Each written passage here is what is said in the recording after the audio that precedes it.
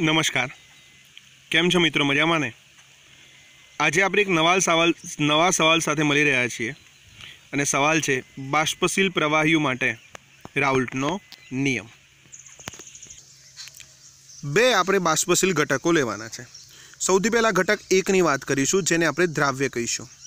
घटक ए तरीके बाष्पशील पदार्थ छे तेमां द्राव्य छे ने तेने 1 नंबर आपी दीधो। घटक 2 तरीके जे बाष्पशील पदार्थ है तेने आपणे द्रावक कहीशुं, तेने 2 क्रम आपेलो छे अने बंने बाष्पशील घटको छे ते बंनेने मिक्स करीने बनाववामां आवे छे बाष्पशील द्रावण। तेमां 1 अने 2 बंने छे।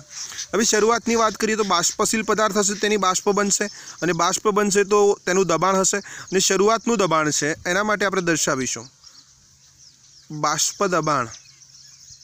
शरूआतनी कंडीशन छे माटे आपणे कहीशुं P1 अने 0 अथवा P1 नॉट, तमने जे योग्य लागे ते ज प्रमाणे बाष्पशील द्रावण 2 माटे जेथी तेनी बाष्पनुं दबाण छे एने कहीशुं आपणे P2 0 बराबर। अहीं वात करीशुं शरूआतनुं बाष्प दबाण, शुद्ध द्राव्यना संदर्भमां वात करी। शरूआतनुं बाष्प दबाण छे P1 0 अने अहीं शरूआतनुं बाष्प दबाण छे ए छे P2 0। हवे ज्यारे द्राव्य ने द्रावक ने तमे मिक्स करी दो, 2 बाष्पशील प्रवाही ने तमे मिक्स करी दो तो अहीं बंने वच्चे आंतराण्वीय आकर्षण बळ जोवा मळशे। तो बंने वच्चे आंतराण्वीय आकर्षण बळ जोवा मळशे बराबर। का तो तेनुं प्रमाण वधारे हशे का तो तेनुं प्रमाण ओछुं हशे, ते डिपेन्ड करे छे तेना स्वभाव उपर। बट इन शॉर्ट ए वात नक्की छे कि जे शरूआतनुं बाष्प दबाण हतुं ने तेटલું बाष्प दबाण અહીં હવે રહેશે નહીં। અહીં P2 0 હતું તેટલું જ બાષ્પ દબાણ અહીં રહેશે નહીં। તો તે સમયે બાષ્પ દબાણ કેટલું છે? માનો કે ધારી લો કે P1 ના કેસમાં P1 છે, દ્રાવણ 1 ના કેસમાં P1 છે અને દ્રાવણ 2 ના કેસમાં જે દબાણ છે તે P2 છે બરાબર। તો અહીં 2 ઘટકો છે, ઘટક 1 અને ઘટક 2। तो અહીં જે બાષ્પાવસ્થામાં મોલેક્યુલ છે તેનું દબાણ ડાલ્ટનના નિયમ મુજબ નક્કી કરવું હોય, કોના નિયમ મુજબ? ડાલ્ટનના નિયમ મુજબ નક્કી કરવું હોય તો જેટલા બી ઘટકો હોય તે ઘટકોના બાષ્પ દબાણનો તમે સરવાળો કરો તો તે ઘટકોના આંશિક દબાણનો તમે સરવાળો કરો તો તમને P ટોટલ મળી જાય। તો P ટોટલ બરાબર શું થાય? તો તેમાં ઘટકો કેટલા છે? 1 2 3 4 5 કેટલા ઘટકો છે? બોલો તો ફટાફટ। 1 અને 2 2 ઘટકો છે। તો 2 ઘટકો હોય તો ઘટક 1 નું બાષ્પ દબાણ થાય P1 ને ઘટક 2 નું બાષ્પ દબાણ થાય P2 बराबर। तो P टोटल बराबर शू थई जशे? P1 plus P2। आ थई गयुं द्रावणनुं कुल दबाण।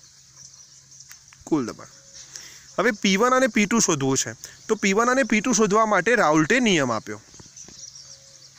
समझिए ध्यानथी राउल्टनो नियम। तो राउल्टनो नियम शाना माटे छे पहेला समजी लईए।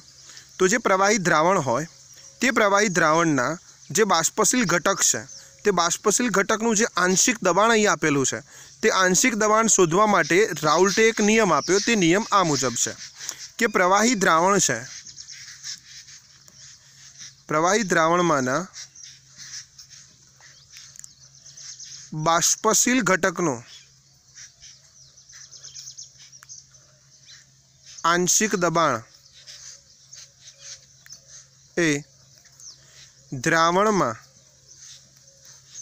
तेना मूल अंश ना समप्रमाण में होय छे। ओके, एनो मतलब ए थयो कि અહીં તમારે P1 કેલ્ક્યુલેટ કરવું છે તો P1 ના દ્રાવણમાં મૂલ અંશ કેટલા છે તમારે એ ધ્યાનમાં લેવા પડશે, તે x1 હશે।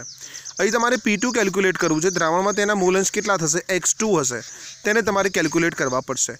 એ પ્રમાણે માનો કે P3 હોય, 3 ઘટકો હોય तो ते प्रमाणे तमारे x3 लेवा पड़े, P4 होय x4 लेवा पड़े, जेटला भी घटको होय तेना संदर्भमां तमारे मोल अंश लेवा पड़े।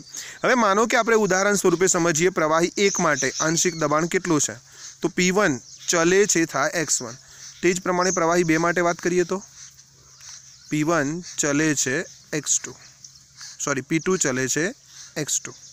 हवे आपणे चलने दूर करीने त्यां कोई प्राचल मूकी शकीए तो P1 = P1 0 * x1, P2 = P2 0 * x2। कारण के P1 0 અને P2 0 છે ને એ શરૂઆતના બાષ્પ દબાણ છે જે ક્યારેય બદલાવાના નથી, તો તેને તમે પ્રાચલ તરીકે લઈ શકો। એ વેલ્યુ ફિક્સ છે। જ્યારે અહીં x1 અને P1 જે છે એ વેલ્યુ બદલાવાની છે, x2 અને P2 છે તે વેલ્યુ બદલાવાની છે। અહીં સમીકરણ છે पी टोटल बराबर P1 + P2 तेने तमे एक क्रम आपो, P1 बराबर छे तेने तमे बे क्रम आपो, अहीं तमे त्रण क्रम आपो, तो P टोटल बराबर शुं थाय? हवे ध्यानथी समजजो। तो P टोटल बराबर थशे P1 + P2। P1 बराबर केटली वेल्यू हती? P1 0 * x1। P2 बराबर केटली वेल्यू हती? P2 0 * x2। હવે આપણને બધાને ખ્યાલ છે કે x1 + x2 = 1 થાય। કોઈપણ દ્રાવણ છે તેમાં રહેલા જે ઘટકો છે તે ઘટકોના જે મોલ અંશ છે તે મોલ અંશનો સરવાળો કેટલો થાય? 1 થાય। હવે ઘટક 1 માટેના મોલ અંશ હતા x1 મોલ અંશ, ઘટક 2 માટેના મોલ અંશ હતા x2। બે જ ઘટકો છે તો બે ઘટકોના મોલ અંશનો સરવાળો કેટલો થાય? 1। માનો કે આમાંથી તમે x1 ને કરતા બનાવો છો તો કેટલું થાય? 1 - x2। કિંમત મૂકો ઉપરના સમીકરણમાં तो P टोटल बराबर वैल्यू थशे P1 0 1 - x2 plus P2 0 * x2। Finally P1 0 plus P2 0 * x2 minus P1 0 * x2। आ पदने आपणे पाछळ लई गया बराबर। हवे बंनेमांथी x2 ने कॉमन काढी लईए तो P टोटल बराबर शुं थाय? P टोटल बराबर थाय P1 0 plus P2 0 x2 common निकली गया माइनस P1 0। ओके, आ थयुं P टोटल बराबर P1 0 plus P2 0 minus P1 0 * x2। हवे आ ज प्रमाणे तमे अहीं x1 ने बदले x2 ने करता बनावो तो x2 बराबर थाय 1 - x1। तो ते समय समीकरण केवुं आवशे? तो P टोटल बराबर ते समय समीकरण आवशे P2 0 plus P1 0 minus P2 0 * x1 into કેટલા થશે? x1। અહીં ધ્યાનથી જો સિક્વન્સ 1 2 1 2 2 1 2 1 સિક્વન્સ આવશે। હવે જે સમયે P2 0 - P1 0 કરો છો તે સમયે P2 0 ની વેલ્યુ વધારે હશે, P1 0 ની વેલ્યુ ઓછી હશે, જે આપણે શરૂઆતની કન્ડિશનની અંદર લીધેલી કે P2 0 ની વેલ્યુ કેવી છે? વધારે દ્રાવક છે। P1 0 ની વેલ્યુ કેવી છે? ઓછી છે, તે દ્રાવ્ય છે। ઘણીવાર કિસ્સામાં એવું બને કે 1 ને બદલે 2 ને દ્રાવ્ય લઈએ, 2 ને બદલે 1 ને દ્રાવક લઈએ તો તે સમયે P1 0 > P2 0 થશે બરાબર। જે સિચ્યુએશન હોય તે મુજબ તમે ઇક્વેશન મૂકી શકો છો। આ મોસ્ટ IMP ઇક્વેશન છે, આના પરથી આપણે 5 એક્ઝામ્પલ ગણવાના થશે।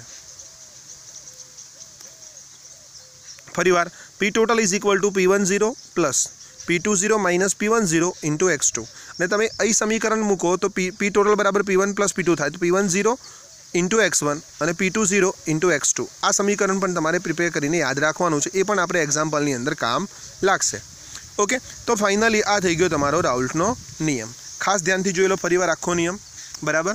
तो शुरुआत कोनाथी करी? बाष्पशील द्राव्य पदार्थथी करी। तेनुं बाष्प दबाण केटલું લઈ લીધું? P1 0। પછી બાજુમાં દ્રાવક લીધું, દ્રાવક પણ બાષ્પશીલ લીધો, તેનું બાષ્પ દબાણ કેટલું લઈ લીધું? P2 0। પછી બંનેમાંથી મિક્સ કરીને શું બનાવ્યું? દ્રાવણ બરાબર। તો દ્રાવણનું બાષ્પ દબાણ કેટલું થયું? P total. P ટોટલની અંદર કોણ આવી ગયું? ઘટક 1 પણ આવી ગયો, ઘટક 2 પણ આવી ગયો। તો ઘટક 1 અને 2 નું વ્યક્તિગત આંશિક દબાણ કેટલું લીધું? P1 અને P2। તો P ટોટલ બરાબર શું થાય? P1 અને P2। હવે P1 અને P2 જે ઘટકનું વ્યક્તિગત આંશિક દબાણ છે, તો ઘટકનું જે આંશિક દબાણ છે તે કેવી રીતે શોધાય તેના માટે રાઉલ્ટે નિયમ આપ્યો, જેને આપણે રાઉલ્ટના નિયમ તરીકે ઓળખીએ છીએ। કોઈપણ પ્રવાહી દ્રાવણ હોય, પ્રવાહી દ્રાવણમાં જે બાષ્પશીલ ઘટક છે તે ઘટકનું જે આંશિક દબાણ છે તે આંશિક દબાણ દ્રાવણમાં તેના મોલ અંશના સમપ્રમાણમાં હોય છે। અરે ભાઈ, હેનરીએ પણ આ જ વાત કરી હતી ને। હેનરીએ પણ વાત કરેલી કે કોઈ બાષ્પ કલામાં કોઈપણ ઘટકનું આંશિક દબાણ તે તેના દ્રાવણમાં રહેલા મોલ અંશના સમપ્રમાણમાં હોય છે। ત્યાં વાત કરી હતી P1 ચલે છે x અથવા P ચલે છે x અને P = KH * x લાવ્યા હતા। ત્યાં વાત કરી બાષ્પશીલ ઘટક માટે, ત્યાં વાત બાષ્પાવસ્થા માટેની હતી અને ત્યાં દ્રાવણની અંદર ઘટકોનું પ્રમાણની વાત હતી, ઘટકના મોલ અંશની વાત હતી। સેમ પ્રમાણ અહીંયા છે, પણ એ પ્રવાહી દ્રાવણ માટેની વાત છે। ત્યાં બાષ્પ કલામાં રહેલા ઘટકનું આંશિક દબાણ હતું બરાબર બરાબર। અને અહીં પણ એ જ વાત છે, P1 ચલે છે x, એ જ બાબત અહીં પણ છે। ઓકે, બંને લગભગ સેમ જ છે બરાબર। તો પ્રવાહી દ્રાવણમાંના બાષ્પશીલ ઘટકનું આંશિક દબાણ તે દ્રાવણમાંના ઘટકના મોલ અંશના સમપ્રમાણમાં હોય છે। માનો કે P1 તમારે આંશિક દબાણનો સંદર્ભ લેવો છે તો P1 ચલે છે શું થઈ જાય? x1। ત્યાં x1 એ ઘટક 1 ના મોલ અંશ છે। જો તમે P2 ની વાત કરી રહ્યા હો તો P2 ચલે છે x2, જ્યાં x2 એ ઘટક 2 ના મોલ અંશ છે। તો P1 = ચલને દૂર કરીએ તો P1 0 * x1, જ્યાં P1 0 એ શુદ્ધ દ્રાવ્યનું आंशिक दबाण है અને P2 is equal to P20 into X2 જ્યાં P20 એ શુદ્ધ દ્રાવકનું આંશિક દબાણ છે। હવે જ્યારે P ટોટલની અંદર આ બંને ઇક્વેશન મૂક્યા તો P ટોટલ બરાબર શું થયું P1 પ્લસ P2। તો P1 ની જગ્યાએ મૂક્યું P10 ઇન્ટુ X1, P2 ની જગ્યાએ મૂક્યું P20 into X2, X1 plus X2 is equal two 1। તો X1 ને બદલે શું મૂકી દીધું 1 માઇનસ X2। પછી ત્યાં કેલ્ક્યુલેશન કરી તો ફાઇનલ જવાબ આવ્યો P ટોટલ બરાબર P10 plus P20 minus P10 into X2। હવે આના પરથી આપણે આલેખ જોવાનો છે। એ આલેખ very very very most IMP છે। ઘટક 1 ની સૌથી પહેલા વાત કરીએ તો ઘટક 1 માટે P1 બરાબર શું છે P10 ઇન્ટુ X1। હવે આપણે આને y બરાબર mx પ્લસ c સાથે સરખાવીએ બરાબર। તો y અક્ષ પર શું થશે આંશિક દબાણ અને x અક્ષ પર શું થશે મોલ અંશ। અહીં આવી ગયું આંશિક દબાણ। ઓકે, હવે ધ્યાનથી સમજીએ। માનો કે શરૂઆતની અંદર x1 છે, x1 ઇઝ ઇક્વલ ટુ 0 લઈ લઈએ। તો શરૂઆતમાં જ્યારે x1 ઇઝ ઇક્વલ ટુ આપણે 0 લઈ લઈએ, x1 અહીંયા લખી દઈએ। તો x1 બરાબર 0 લઈ લઈએ તો એ કિંમત મૂકો। તો x1 બરાબર 0 લઈ લઈએ તો 0 કિંમત મૂકો તો P10 ઇન્ટુ 0 બરાબર શું થઈ જાય 0। તો તે સમયે જે પોઈન્ટ મળશે તે તમને અહીં મળશે, ઉદ્ગમ બિંદુ 1 પોઈન્ટ મળશે। હવે જેમ જેમ તમે મૂલ અંશનું મૂલ્ય વધારતા જાઓ તેમ બાષ્પ દબાણ વધશે।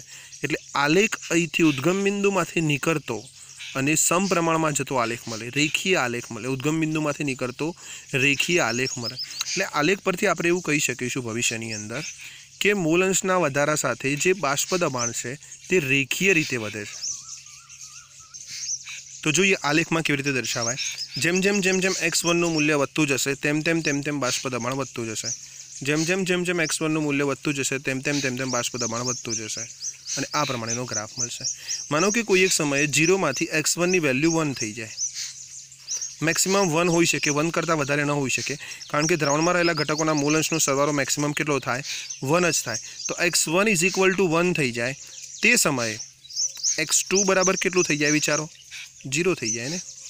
જે સમયે x1 બરાબર 1 થઈ જાય તે સમયે x2 બરાબર કેટલું થઈ જાય 0। x2 બરાબર 0 થઈ ગયો એનો અર્થ એ છે કે ઘટકમાં માત્ર ને માત્ર એક જ ઘટક છે, ઘટક બીજો છે નહીં। તો તે સમયે x1 ઇઝ ઇક્વલ ટુ 1 લખી દો તમે, તો x1 બરાબર તમે 1 મૂકી દો તો ફાઇનલ આન્સર શું થશે P1 is equal two P10। તો અહીં જે વેલ્યુ મળશે ને એ વેલ્યુ આપણને P10 જેટલી પ્રાપ્ત થશે। માનો કે અહીંથી હું આમ ગ્રાફ નીચેની તરફ ખેંચું તો આ જે વેલ્યુ છે ઉપરની બાજુ તે વેલ્યુ કોના માટેની હશે P10ના સંદર્ભની હશે। ઓકે, નંબર 2 પર વાત કરીશું। ચાલો તે જ પ્રમાણે ઘટક 2 માટે લઈએ તો P2 બરાબર શું થશે P20 ઇન્ટુ X2। હવે આપણે એ ગ્રાફ લઈએ બરાબર, તો અહીં આવે બાષ્પ દબાણ અને અહીં આપણને પ્રાપ્ત થશે મૂલ અંશ। અહીં X2 છે બરાબર, અહીં P2 છે। હવે સમજો ધ્યાનથી, શરૂઆતના સમયમાં x2 બરાબર આપણે 0 લઈ લઈએ તો x2 બરાબર 0 લઈ લઈએ તો P20 ઇન્ટુ 0 બરાબર 0 થઈ જાય। તો P2ની વેલ્યુ અહીં મળે ઉદ્ગમ બિંદુ પર। જેમ x2ની વેલ્યુ જે વધતી જશે બરાબર તેમ બાષ્પ દબાણ વધતું જશે। વધીને કેટલે સુધી વેલ્યુ પહોંચશે એ સંદર્ભની વાત કરીએ। વધીને વેલ્યુએશન કેટલે સુધી પહોંચશે તો વધીને વેલ્યુએશન એટલે સુધી પહોંચશે જ્યારે x2નું મૂલ્ય 1 થશે। જ્યારે x2ની વેલ્યુ કેટલી થશે 1 થશે। તો x2 બરાબર 1 થશે એનો અર્થ શું થયો x1 plus x2 is equal two 1 હોય, પણ x2 બરાબર 1 થઈ ગયા તો x1 બરાબર શું હોય તે સમયે 0, મતલબ ઘટક 1 અવેલેબલ હશે નહીં। તો ઘટક 1 અવેલેબલ નથી, x2 બરાબર તમે 1 મૂકી દીધું, x2 બરાબર તમે 1 મૂકો તો P2 બરાબર શું થઈ જાય P20। તો આ આવી ગયું શુદ્ધ દ્રાવક માટે, આ આવી ગયું હતું શુદ્ધ દ્રાવ્ય માટે। તો દ્રાવ્યની સાપેક્ષમાં જે દ્રાવકનો જે ગ્રાફ છે એ ઓલવેઝ કેવો મળશે ઊંચો જ મળશે બરાબર। તો તમે જોઈ શકો છો આપણે ઊંચો ગ્રાફ લીધેલો છે। ઓકે, તો આ વાત કરી દીધી આપણે P20ની અને આપણને બી ખ્યાલ છે કે P10 અને P20ના રિલેશનશિપની અંદર P20ની વેલ્યુ કેવી છે વધારે છે। હવે આ જ ગ્રાફ છે, આ બંને ગ્રાફને આપણે એક સાથે ડ્રો કરવા છે તો આ ગ્રાફને આપણે ઉલટો કરી દઈએ, આ બાજુનો જે સિમ્બોલ છે એ આ બાજુ લાવી દઈએ તો શું થાય સમજો ધ્યાનથી। समझी लो ध्यान थी। आ ग्राफनी मैं मिरर इमेज लीधेली है, बीजू कहीं नहीं करेलू। शुरुआत में आपणे P1 बराबर P10 इंटू x1 लीधा, पछी जे x1 बराबर केटला लई लीधा था आपणे ख्याल हो तो ये x1 बराबर केटला लई लीधेला 0 लीधेला। तो x1 बराबर 0 लेशो तमे तो ते समये x1 बराबर 0 लेशो तो ते समये P1 0 इंटू 0 0 थी जशे। P1 की वेल्यू उद्गम बिंदु पर मळशे। ओके बिल्कुल आ प्रमाणे मळी। पछी GeM GeM GeM GeM x1 की वेल्यू वधारता गया तो एक समय आई गयो कि x1 बराबर केटला थी गया 1। तो ते समय आपणे शुं लीधेलुं x2 इज इक्वल टू 0। तो मात्र ने मात्र कोण हतुं? द्राव्य। तो द्राव्यनुं ते समय बाष्प दबाण केटलुं आवेलुं? P10 शरूआतनुं बाष्प दबाण। ए ज वस्तु आपणे અહીં दर्शावेली છે। હવે આ બંને ગ્રાફને આપણે એક સાથે મિક્સ કરવાના છે। જ્યારે અહીં જે વાત છે ને એ દ્રાવકના સંદર્ભમાં વાત કરેલી છે, અહીં જે વાત છે તે દ્રાવ્યના સંદર્ભમાં વાત કરેલી છે। તો ઓબ્વિયસલી દ્રાવકનું જે બાષ્પ દબાણ છે P20 ઊંચું હશે, જે દ્રાવ્યનું બાષ્પ દબાણ છે P10 કેવું હશે? નીચું। હવે આ બંને ગ્રાફને આપણે મિક્સઅપ કરવાના છે। આપણે મિક્સઅપ કરી રહ્યા છે, બંને ગ્રાફને એક સાથે ડ્રો કરી રહ્યા છે। આપણે ટેક્સ્ટબુકમાં જે આલેખ આપેલો છે એ આલેખ એકબીજા સાથે મિક્સઅપ આલેખ છે। બંને આલેખને મેં જુદા જુદા સમજાવી દીધા। હવે બંને આલેખને આપણે મિક્સ કરીશું, ધ્યાનથી સમજજો। ओके, एक आपणी पासे सरस मजानुं आलेख माटे बॉक्स तैयार है। एक्स अक्ष पर आपणे एक्स लेवाना छे એટલે કે મોલ અંશ લેવાના છે અને વાય અક્ષ પર આપણે શું લેવાનું છે? બાષ્પ દબાણ। અહીં જે કન્ડિશન છે એ કન્ડિશનને આપણે પહેલાં લખી દઈશું। x2 ઇઝ ઇક્વલ ટુ 0 છે તો x2 ઇઝ ઇક્વલ ટુ 0। જે સમયે x2 ઇઝ ઇક્વલ ટુ 0 લઈશું તે સમયે x1 ઇઝ ઇક્વલ ટુ 1 થશે। ઓકે, તો અહીં વાત કરીએ તો x2 ઇઝ ઇક્વલ ટુ કેટલા છે? 1 છે ને x2 ઇઝ ઇક્વલ ટુ 1 છે। તો તે સમયે તમને મેક્સિમમ દબાણ મળે છે, તે દબાણને આપણે શું કહી દઈએ છીએ? P20। ओके, અને એ ગ્રાફને આપણે આ પ્રમાણે રેખીય રીતના દોરીએ છીએ। ધ્યાનથી જોજો, આ પ્રમાણે આપણે રેખીય રીતના એ ગ્રાફને દોરીએ છીએ।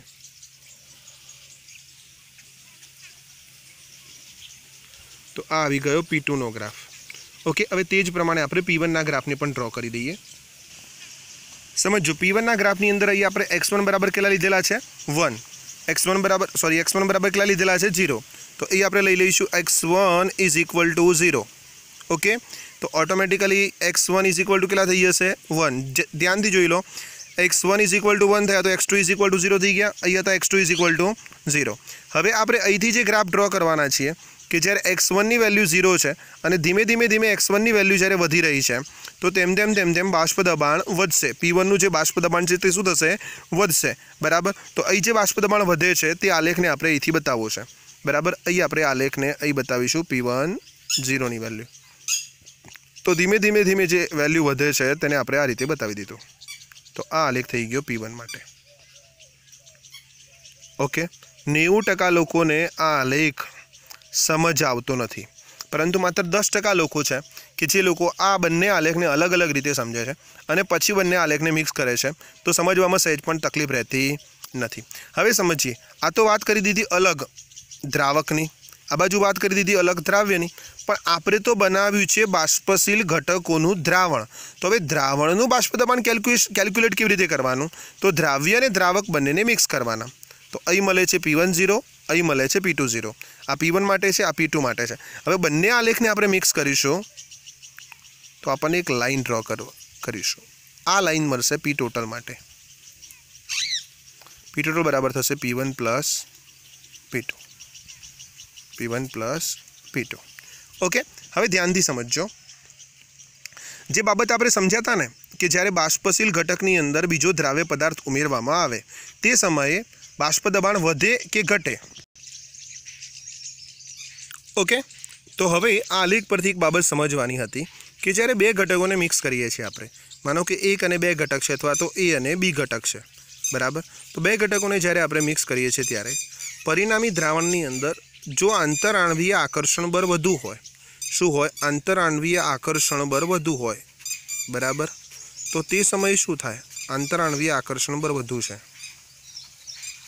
તો તે સમયે શું થાય? તો બાષ્પનું પ્રમાણ ઘટે। આંતરઆણવીય આકર્ષણ વધારે હોય તો બાષ્પનું પ્રમાણ શું થાય? ઘટે।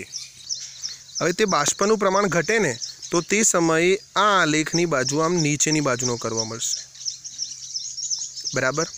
અને જો આંતરઆણવીય આકર્ષણ બળ સાપેક્ષમાં ઓછું હશે તો તે સમયે બાષ્પ દબાણ વધશે, તો તે સમયે આમ ઉપરની બાજુનો ગ્રાફ જોવા મળશે। ऊपरनी बाजूनो ग्राफ जोवा मळे तो बाष्प दबाणनुं मूल्य वधारे मळ्युं, તે બાબત પોઝિટિવ કહેવાય।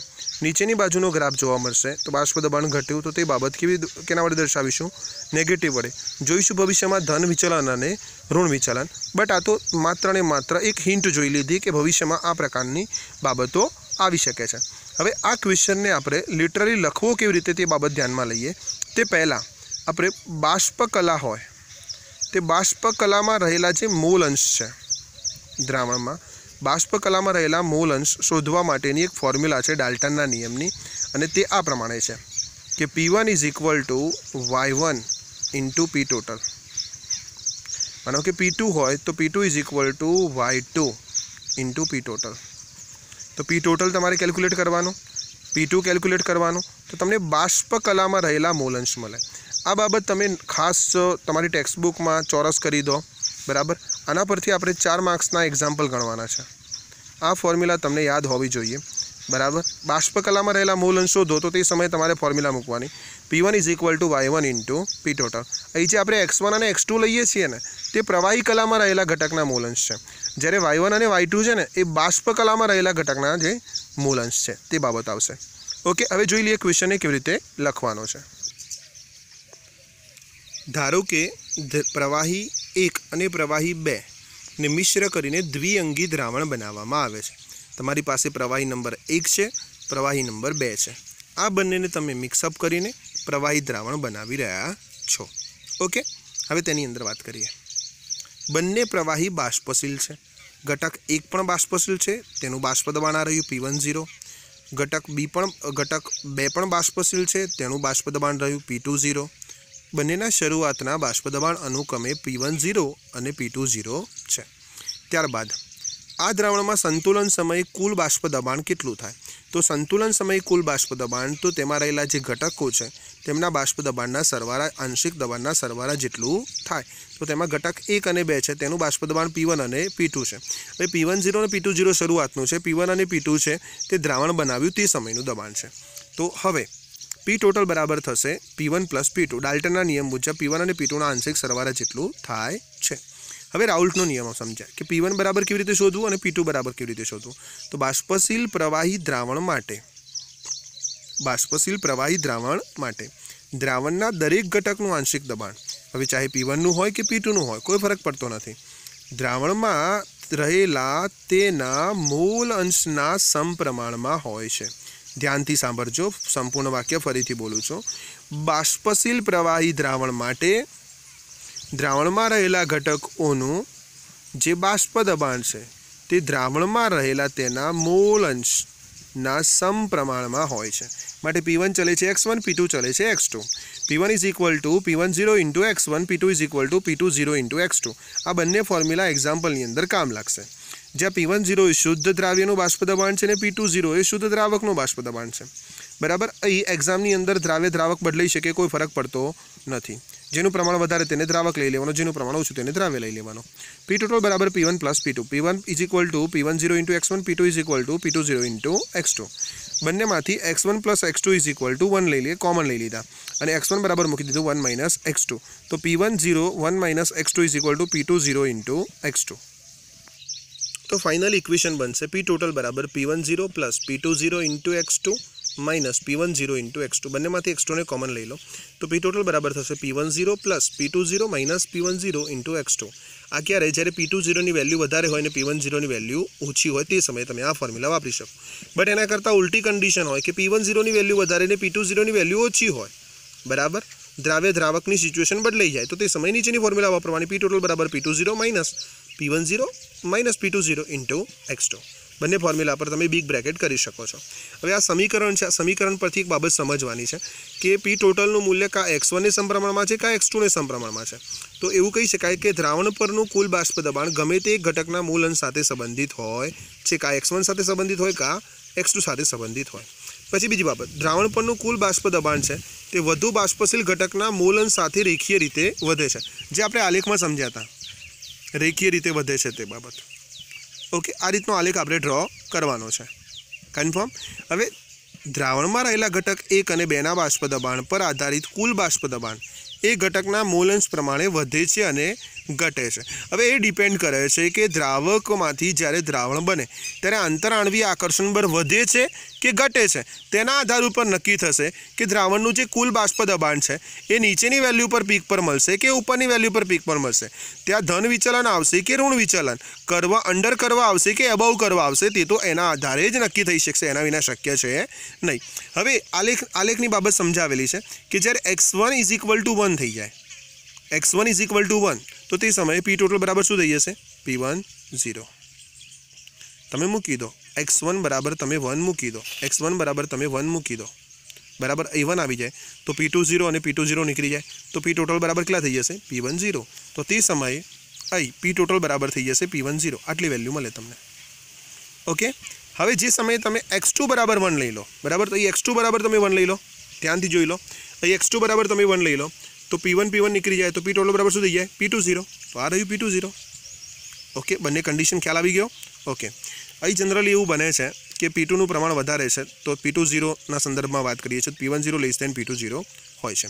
વેરી મોસ્ટ આઈએમપી સેન્ટેન્સ છે, ઘટક 1 અને ઘટક 2 ના બાષ્પ કલામાં મોલ અંશ અનુક્રમે y1 અને y2 હોય તો ડાલ્ટનના આંશિક દબાણના નિયમ મુજબ 11 science Pa = P total into XA ના સંદર્ભમાં આંશિક દબાણ બરાબર થાય P1 બરાબર y1 into P total અને P2 બરાબર y2 into P total, તે જ પ્રમાણે dash dash dash Pi = yi into P total થાય। જય શ્રી કૃષ્ણ, જય હિન્દ, આવજો।